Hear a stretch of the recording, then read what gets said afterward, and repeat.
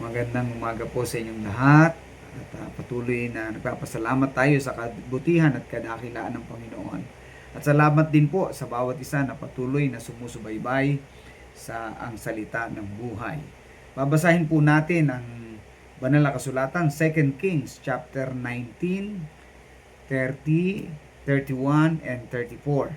So, basahin ko po. 2 Kings chapter 19, 30, 31, and 34. Ang sabi po ng Bible ay ganito.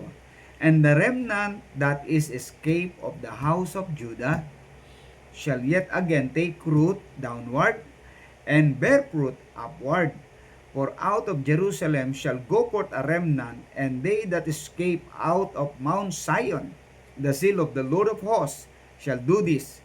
For I will defend this city to save it for mine own sake and for my servant David's sake. So, ang sabi po roon ay Israel shall take root downward and bear fruit upward. At let us pray. Lord, thank you once again. Muli ay lumalapit po kami sa iyo.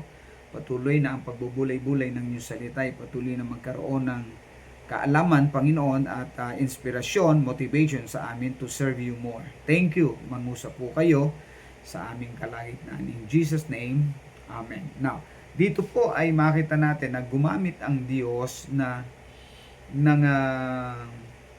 tinatawag nating agricultural term. Katulad niyan, take root downward and bear fruit upward. At ginamit ito ng Panginoon para maipakita kung ano ang dakilang plano ng Diyos sa bansang Israel. At nililiwanag dito ng salita ng Panginoon. Ngayon po, itong ating binasa, 2 Kings, actually ang propeta po dito sa panahon na ito ay walang iba kundi si Prophet Isaiah. At na kung saan ang hari during this time ay si King Hezekiah naman.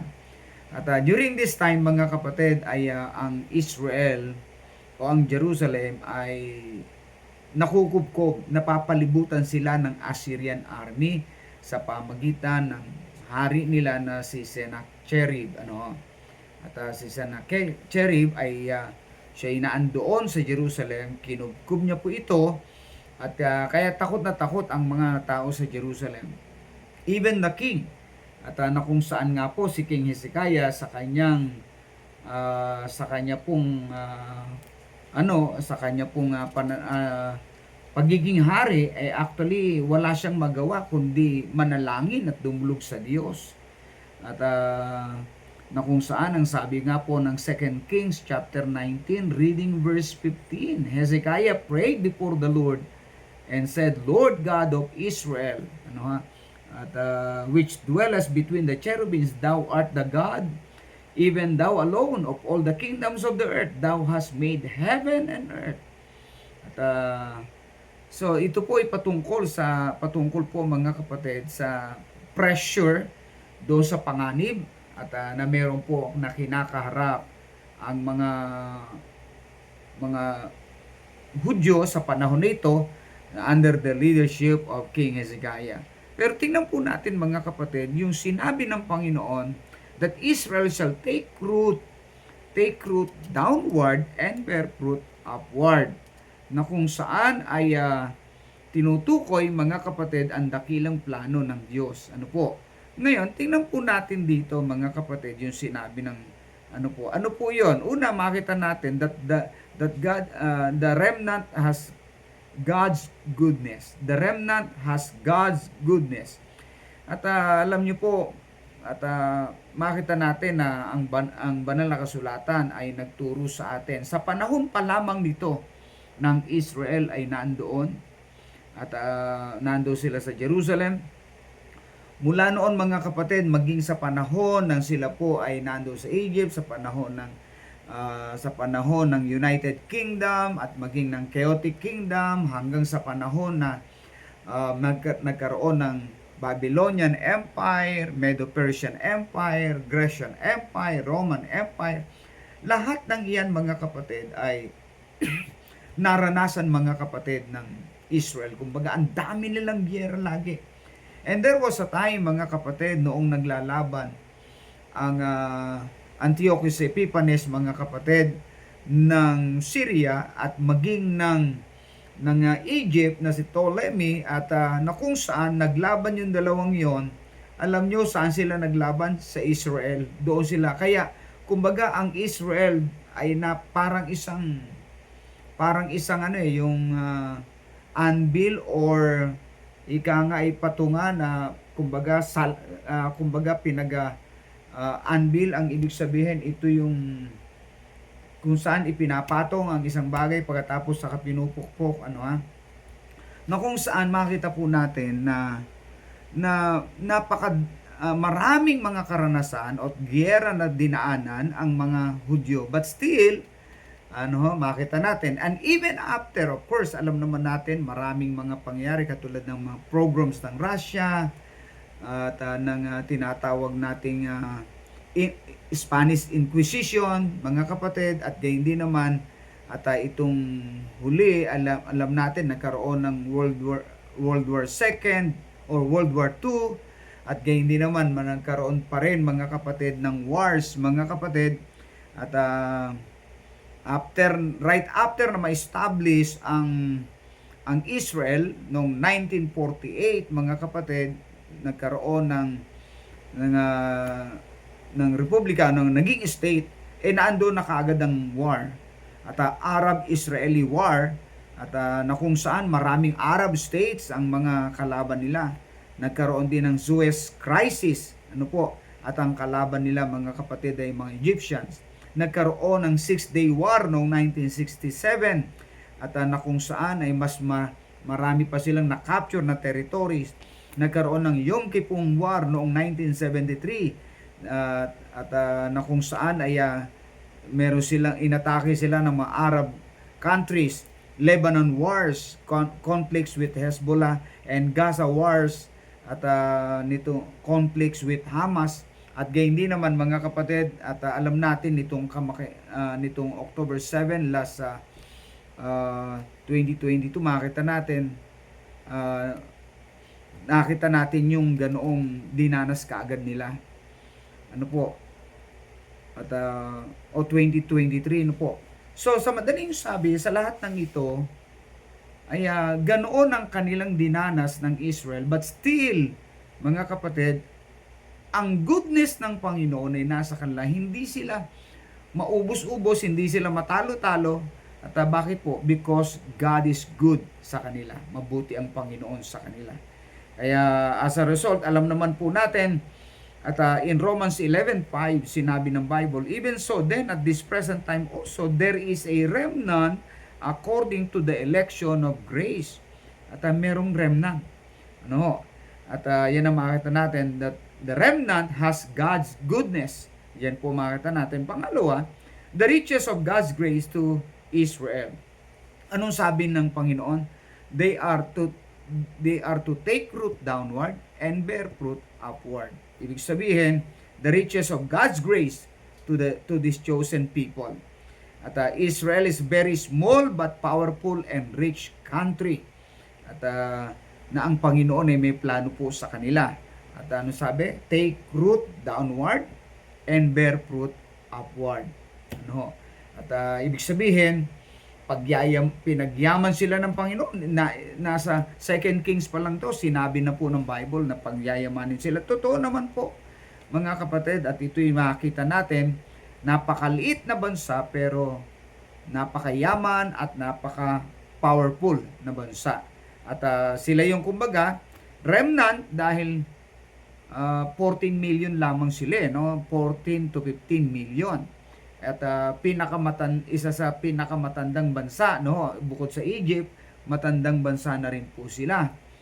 Pero sa kabila noon, mga kapatid, naandyan pa rin sila, nag-e-exist until today. At nauna pa sila sa maraming bansa, katulad ng China, katulad ng India, pero makita natin, Israel is Israel pa rin. So, the riches of God's grace para sa kanila, At mabuti ang Panginoon sa kanila. At mayaman ang Panginoon na patuloy na gumagawa at kumikilos sa kanilang mga buhay. Sabi nga po ng Jeremiah 29:11, "For I know the thoughts that I think toward you, saith the Lord, thoughts of peace and not of evil, to give you an expected end." Ibig sabihin, maraming kaaway sila, pero lagi po walang po pwedeng maging dahilan o daan para maubos talaga at mawala o ma-erase ang Israel sa buong mundo. Bagkus ang lahi ng mga Hudyo ay patuloy na nariyan because God's grace ay nasa kanila. And kaya kung titinan mo ang biyaya ng Panginoon sa kanila, ganoon din naman ang kung anong pwedeng gawin ng Panginoon sa ating mga mananampalataya na nagtiwala sa Diyos. Not only the remnant has God's goodness, the riches of God's grace to Israel, gayon din naman the recognition of God's name and servant. Ang sabi po ng salita ng Panginoon, doon po sa 2 Kings 19:34, "For I will defend this city," o verse 31, "For out of Jerusalem shall go forth a remnant, and they that escape of Mount Zion, the seal of the Lord shall do this." Gagawin po ito ng Panginoon. Gayon din naman, "For I will defend this city," verse 34, "to save it for mine own sake and for my servant David's sake." So, makita po natin mga kapatid, na ang Panginoon ang patuloy na gumagawa at sa kanila po, na kung saan sa mga taong ginamit ng Panginoon, of course, pangalan ng Diyos. Pero bakit kasama si David? Sapagkat kaya po nagkaroon ng temple sa Jerusalem, it is because of the desire of David to build a temple for the Lord. So, ang ginamit ng Panginoon ay bagamat natayo ito sa panahon ni Solomon, but the idea, the plan, and the preparations ay sa panahon pa po ni David. Ano po? So, recognition mga kapatid, of course, na ang pangalan, ito lamang ang lugar na ito, Jerusalem, na kung saan ay ibinigay niya ang pangalan sa lugar na ito, sa Jerusalem, and pag-alaala sa lingkod ng Diyos. At it is the desire of David to build the temple in Jerusalem. God always remember and honor His servants. At yun po makita natin. And sa ganong bagay, ang Israel ay Israel pa rin. Hindi natin makita po natin ang biyaya ng Panginoon. And you know, brethren, that the best way to bless Israel is by praying and sharing the gospel to the Jewish people. Kaya salamat sa Panginoon sa kanyang biyaya. Narito po tayo, nakakabahagi tayo sa pananalangin sa mga Hudyo. Napakabuti po yan. At actually, yan lamang po ang pwede nating magawa. Ano po, ang mag-share sa kanila, ipanalangin ang kanilang kaligtasan. At pati po mga kapatid, puntahan sila at mag-share tayo sapagkat yung sinabi ng Genesis 12, I will bless them that bless thee. It is actually the believers' focus. Ito po yung focus natin mga mananampalataya, to bless the people of Israel, the Jewish people. And that's the best thing na pwede nating magawa para mapagpala po ang mga Hudyo sa pamagitan ng kanyang salita ng Panginoon. Makilala ang kanilang Messiah. Makilala nila ang Messiah na matagal na nilang hinihintay. Mas mapalad tayo po mga kapatid. Bakit po? Kaysa sa kanila, dahil maaga tayo nakakilala sa Panginoon. Maaga nakagawa tayo, nakapaglilingkod tayo sa Panginoon. Samantalang marami po sa mga Jewish people na ito, still unsaved, still walang direksyon ng buhay, still their souls are still hanging in the balance. So, yan po makita natin. Kaya, ang magagawa po natin sa panahon natin ngayon is to pray for their salvation and to pray for the peace of Jerusalem. Huwag tayo pong babago dyan. Huwag nating kaliligtan. Although may mga ministry po tayo dito sa ating mga lugar, kung saan tayo nandoon, but still, mga kapatid, don't fail to pray for the salvation of the Jewish people. At sapagkat that's the only thing, the least thing that we can do is to share the gospel of Jesus Christ, to pray for their salvation. Kaya sa ganong bagay po, mga kapatid, At let us be consistent po sa bagay na yan, sapagkat yun naman po ang kailangan sa atin bilang mga mananampalataya. At sapagkat pinagpaala tayo ng Panginoon, so be a blessing sa kanila at sa pamagitan ng pananalangin. Kaya biyaya ng Panginoon sa atin, mga kapatid. Huwag tayong babago, huwag nating kalilimutan, no? Meron po tayong mga bagay na responsibilidad sa bayan ng Panginoon. May utang na loob po tayong dapat tanawin. Kaya, brethren, let's keep on sharing the gospel of the Lord Jesus Christ. Ano pong sabi? At that God's people, the Jewish people will, sabi nga po, shall again take root downward and bear fruit upward. At natanim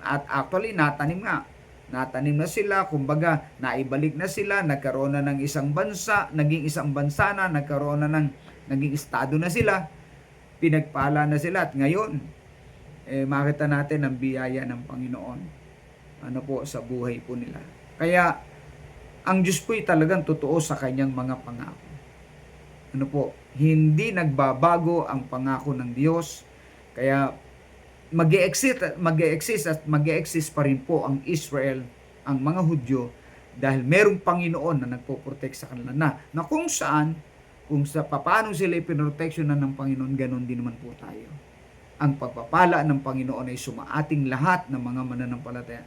Just keep on, mga kapatid, sa biyaya ng Panginoon. At alam naman po natin, hindi walang kabuluhan ang ating ginagawa. Sabi nga po, Israel shall yet again take root downward and bear fruit upward. At doon tayo magbubunga din na katulad po ng bayan ng Panginoon. Yun ang ating pinakabunga, yun ang ating magagawa bilang mga iniligtas sa biyaya ng Panginoon. Kaya let's keep on.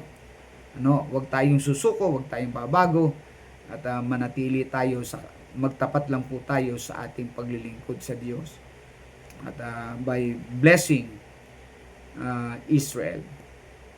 Let us pray. Lord, thank you once again sa biyaya at pagpapala mo.